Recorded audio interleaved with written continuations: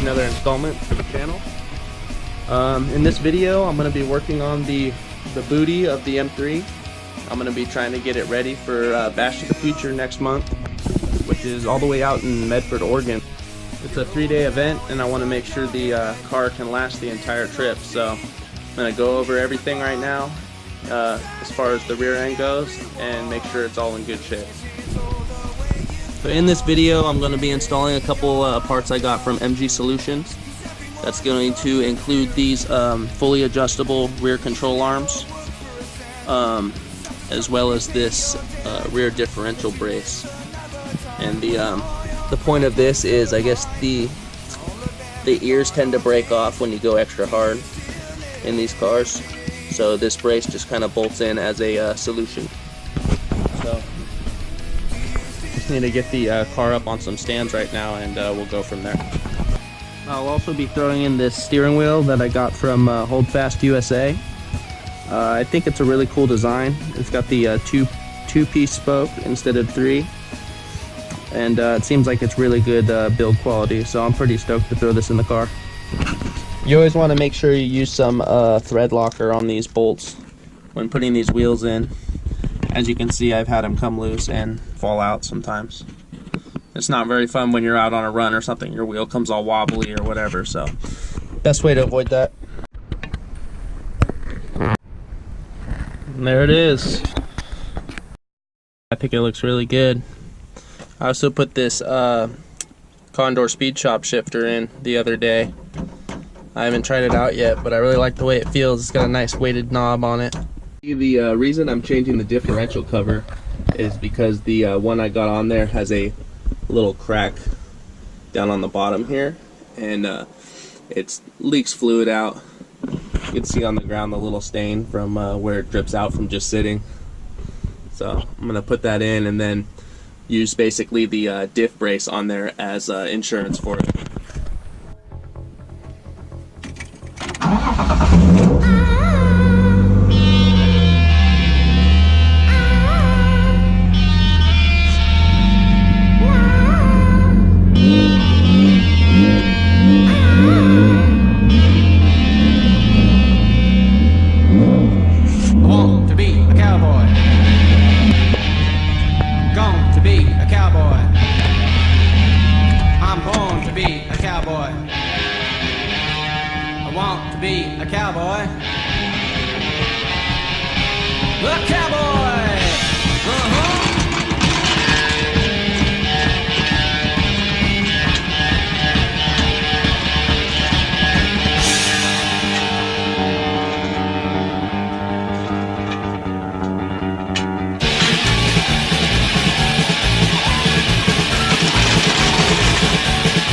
So the main reason I'm changing out the lower control arms on these is this joint right here has actually been blown out after my last round, and as the wheel turns, this arm actually controls the camber of the rear wheel, so as it turns, the wheel wobbles in and out, making it kind of unpredictable.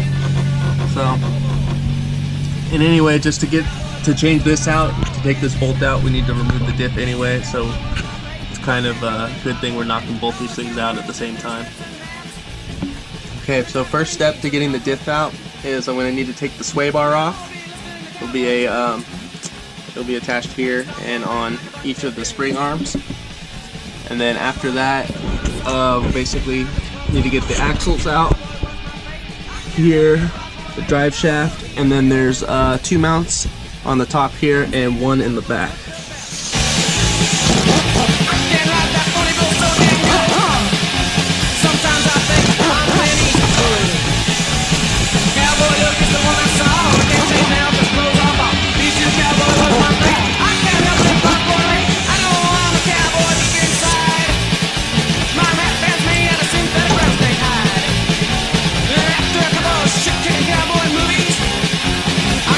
Cowboy scene down at Subi. Yeah.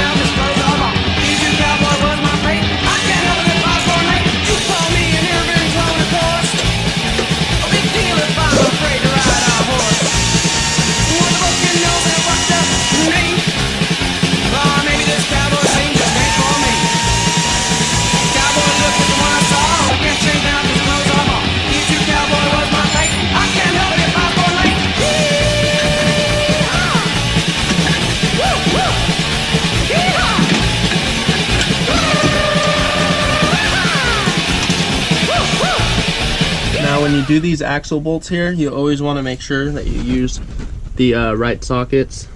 These are like the inverted torque sockets. If you use anything else, you risk rounding these out, and it's really not fun taking them out after that.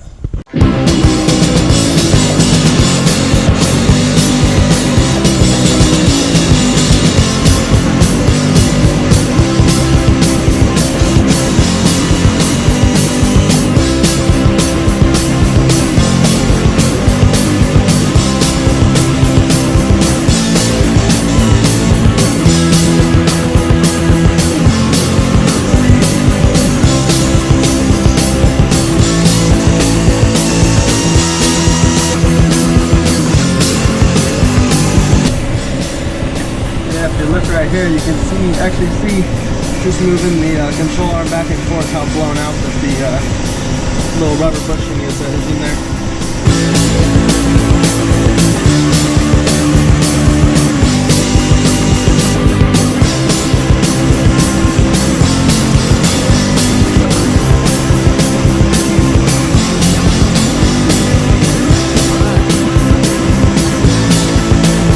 Well, now that the axles are off, I need to go in here.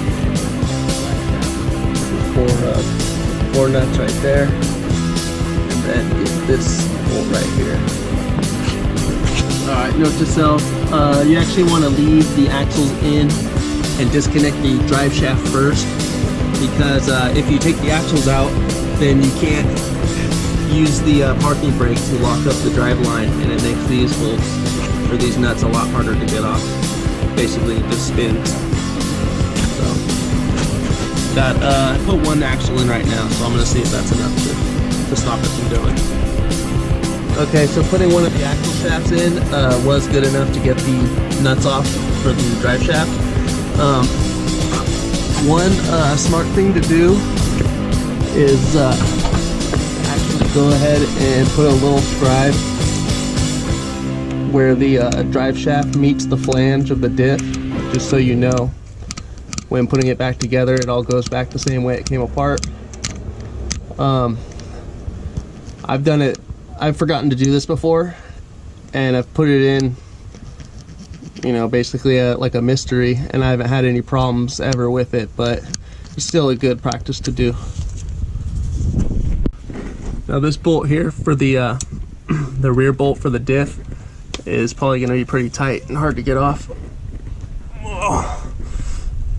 Oh, there it goes. There's a lot of problems with these bolts actually breaking.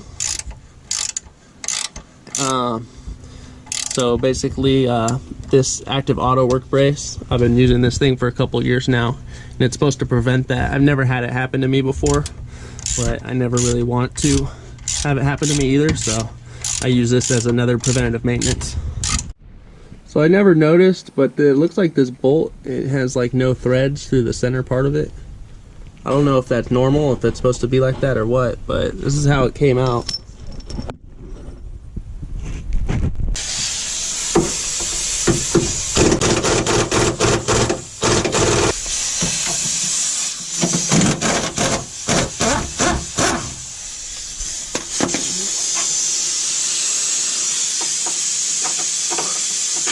Alright, so I forgot there's actually one more bolt up here. Probably really hard to see on the camera, but it's part of the active auto work brace, and it kind of just pinches down on the top of the diff to just hold the whole thing in place. So I'm gonna need to loosen that one up before I can pull the diff out.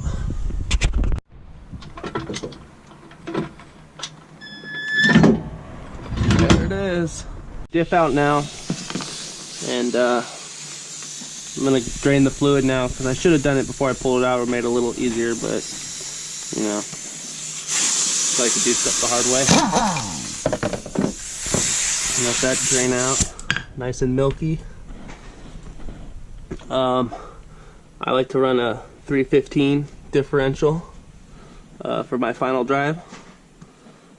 I kind of like the long gears. I know a lot of people run the 391. This is just a preference thing for me. Look at that nice thick gear oil. She's nasty. Almost looks like it has water in it.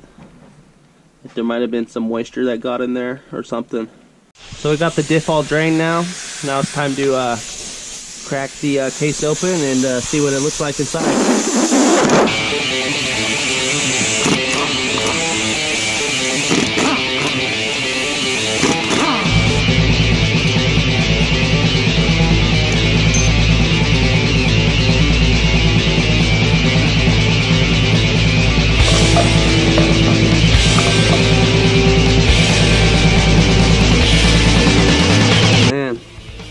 So I've had this diff welded up now for about 3 years, and the welds still look pretty much perfect in there.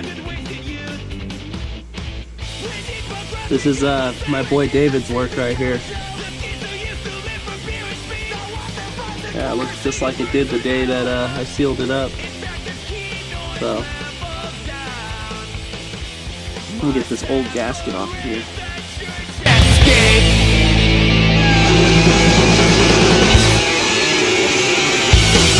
Why don't we put pants on that kid? Helmets and gear and mouthpieces. So now that I got the diff out, I can easily get to these control arm bolts right here. Just need to take this inner one out, and then this other one here with this nut, and then the control arm should come right out. Before I take the control arms off, I'm using this little camber gauge to see where I'm sitting at, so I can kind of get it around the same area when I get everything back together. Right now on the passenger side, it's sitting at +3, and then it looks like the driver side is about +3.5.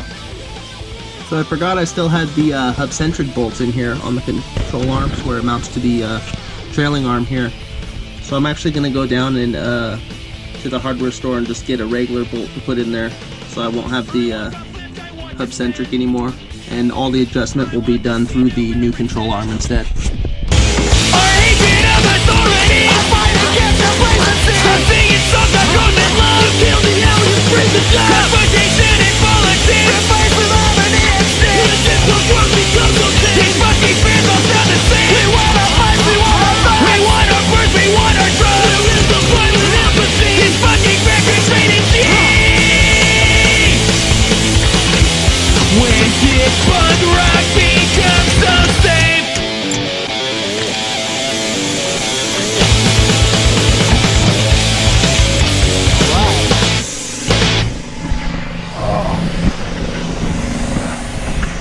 So I got both the control arms out now. I got the diff out.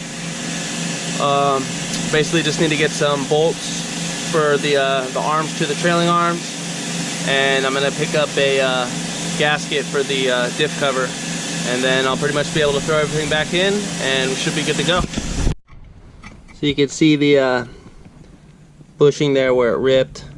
These arms are they're cheap. They're just some cheap eBay ones I got for the time being. I always said I was gonna run them until they broke, so we're there now. This other one seems to be okay still, so I think I'm just gonna keep it for spare parts, just in case something were to happen. I'll just have it with my spare stuff. Alright, so I went down and I picked up some new bolts to replace the eccentric bolts I pulled out, as well as the diff gasket. So now I just need to fill this guy up and it'll be ready to throw back in. So for the welded diff, I try to use just like the thickest, cheapest stuff I can find. In this application, I'm going to be using this 140 weight gear oil. And I change this out about once a year, so I'm just going to throw 2 quarts in here. It calls for 1.8, but I just put a little extra, and then it'll be good till next season, hopefully.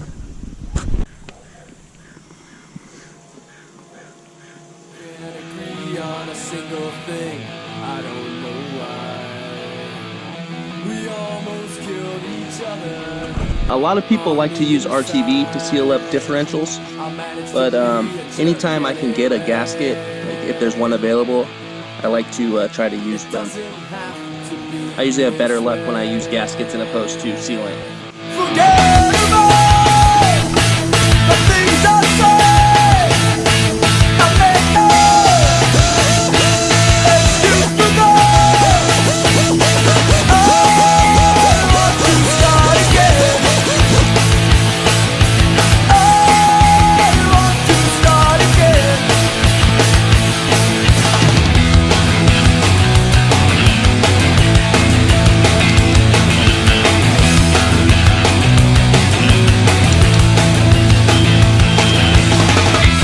We all walk our separate ways, I don't know why. I hope we meet again somewhere someday. I can't change the way you feel. A little bit of the sticker came off when I was tightening this bolt down. Oh well. Alright, now for the control arms, basically the new ones, I basically want to just resize them to be pretty much the same size as the old ones that came out. That way when we put everything back together, it's kind of around the same spec and we don't have to do too many adjustments to get everything how we like it. So we're going to do that now. So that looks about as close as I'm going to be able to get it. I got one bolt through here. These line up pretty good. You can look through, you can see the holes line up. So I'm just gonna call this good. We're gonna throw it back in the car and then we'll go from there. I stand alone. I have to be this way. I have to. These are kind of a pain in the ass to get in sometimes. We'll see how it goes right now. The things I say, I make no excuse for them. I want to start again. I want to start again. I want to start again. I want to start again. Forget about the things I said. Alright, so the control arms are now in and they look really good. So just need to pop the diff in now and then we'll get it back on the ground and we'll check the specs. Yeah, this diff is still perfect. There's absolutely zero play in it at all.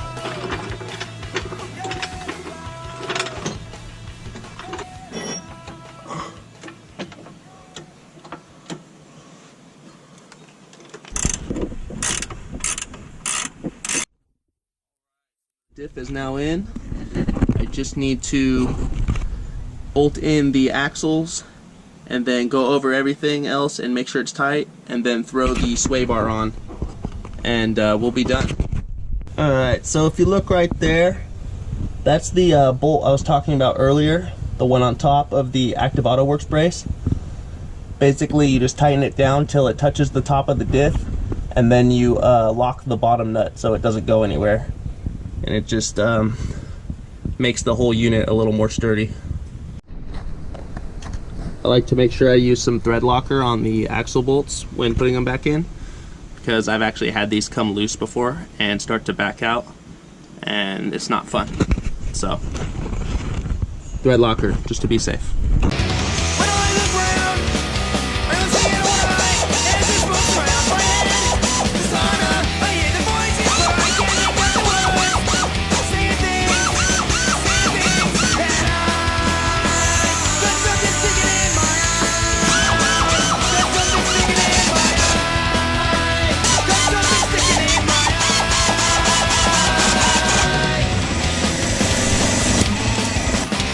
Even with Loctite, it's very important to make sure you torque these bolts down. I set my torque to 50 foot-pounds for the axle bolts.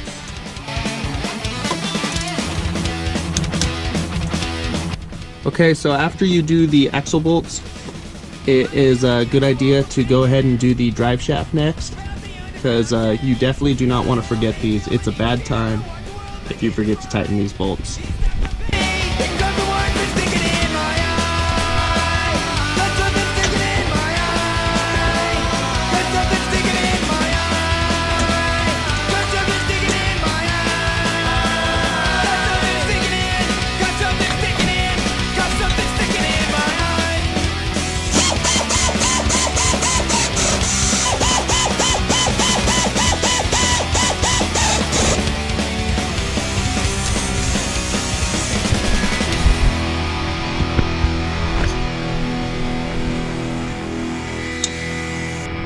Okay, so I got everything tightened down, double checked and torqued. Now I'm gonna go and use this camber gauge that I was using earlier, and we're gonna check the specs and see how they compare to they were before. Okay, it looks like on the passenger side we're sitting at about positive 3.5 degrees when we were at positive 3 before, so we're gonna need to adjust and bring this side a little bit out. And then on the driver's side we're sitting right about 4 degrees positive, maybe a little over. So it looks like we're about a ½ degree positive on both sides. So what we're gonna want to do is go in and make our adjustment here and right here.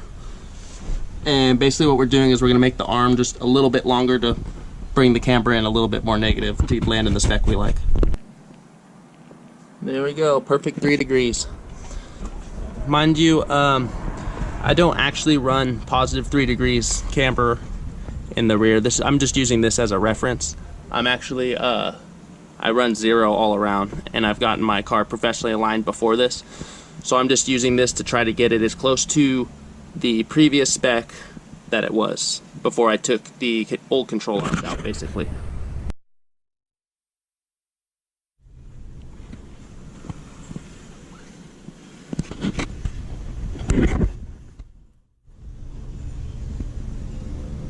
Alright, so there it is, all completed. I actually have Outlaw Drift Series coming again next weekend, so I have a chance to shake everything down before I take my trip up north to Oregon for Bash to the Future. If you enjoyed the video, please like and subscribe, and stay tuned for more content. Peace. Good things, good things, good things, good things. Better come my way, better come my way.